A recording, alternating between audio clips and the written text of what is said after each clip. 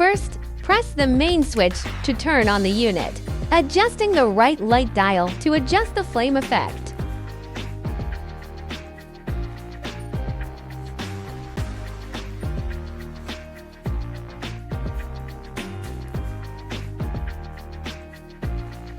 Press the middle switch. The unit will enter medium heat mode.